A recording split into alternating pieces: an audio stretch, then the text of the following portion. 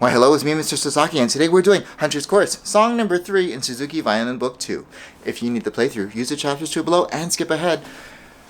This song is probably my favorite and my students' favorite from Book 2. Super catchy. You'll see why. There are two recurring issues that seem to just keep showing up in this piece when my students are learning it, though.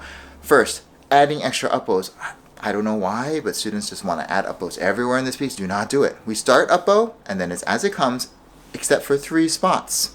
Measure 4. Watch this. Down, up, up. Okay? Measure 12. There's only 2 notes here, both of which are up. And the second ending. Down, up, up, down. Okay? And that's it. Everything else is as it comes. Do not add any other up bows that are unnecessary. The second thing, the coolest part of it all, Suzuki, is this part. Right? That's measures 25, 26, 29, and 30, and I will show you why. Alright? We have a blind 3 to a blind low 2. And I mean blind because we don't have any other fingers that are close to it. There's just 3, 2, A, 3, 2, A. Okay?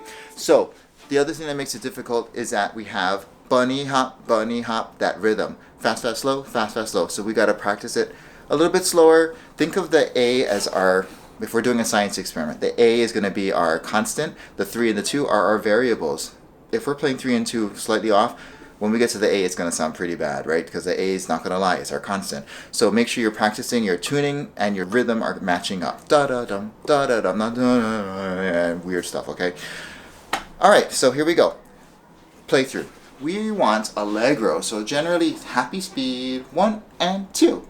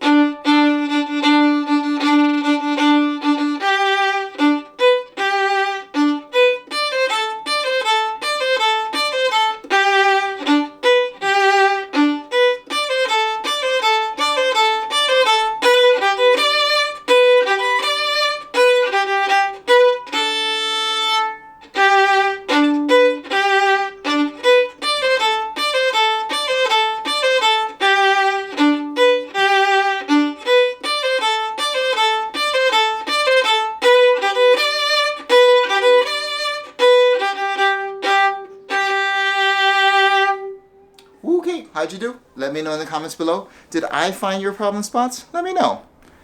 Hey, if you found value in this, like, share, subscribe, and I will see you in the next video. Bye.